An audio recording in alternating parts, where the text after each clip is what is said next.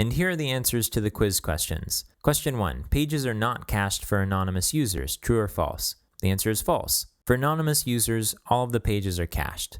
Question 2. What does the default search allow you to do? Check all that apply. And the answers are B and C, so you can change the impact of different fields on the search score and create new search pages. But to select which content types are searched by default, you have to use an alternative. In this case, we used views. And there weren't any settings to change the output of the search results, though it could be an interesting challenge for you to see if there's any way to do this without using views. Question 3. BigPipe does what? And the answer is C. Loads cached content first, then uses Ajax to load the rest. Question 4. Content is indexed for search immediately after being created. True or false? And the answer is false. We have to wait for the cron script to run before that content is indexed and ready to be searched.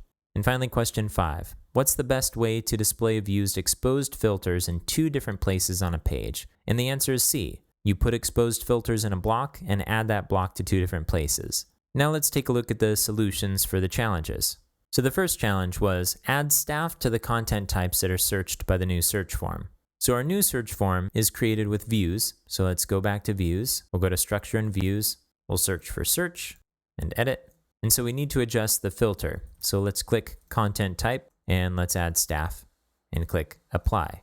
Now if we saved this and went to our search page and we type in Phil in the search form, we'll now see Phil's staff node show up here. All right, challenge complete. Let's roll back our changes. We'll go back to the view and go to our content type filter and uncheck staff and click apply and then save this. Our next challenge was to add our CSS Injector's CSS to our aggregated CSS and prove that it decreased the number of files in the network tab of the browser. Okay, let's go to our CSS Injector page. So we have 2 different CSS injectors. The one for the blog entry right now displays for all pages, and the calendar only displays on the calendar page. Let's open up a blog entry in a new page. I'm going to scroll down here and go to thank you for a great 2028. And let's see how many CSS files are loaded for this page. So I'm going to open up DevTools. I'll click on the network tab and refresh the page, and it shows 69 files. So let's go to the CSS Injector settings for blog entry here. I'm going to click Edit. And I'll scroll down and I'm going to select Preprocess CSS and I'll click Save. So what this will do is it will take the CSS and instead of generating a new CSS file, it will pull it into the general aggregated CSS. So now when we go to our blog entry page and refresh, we should see 1 less request here. So it's 69 right now. Let's refresh.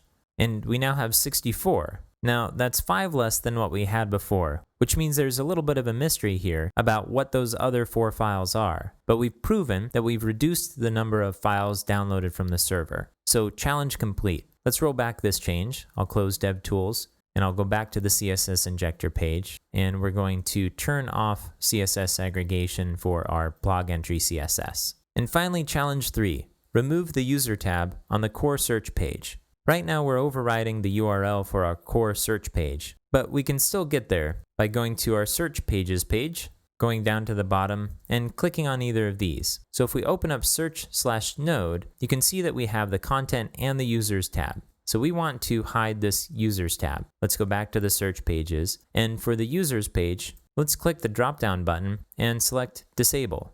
So this will still keep it around. It might be useful later, but now when we go to that search page and refresh, we no longer see the user tab. So again, we resolved the request from the client to remove the tab by simply overriding the search page. But if we kept with core search, this is how we could hide the user tab.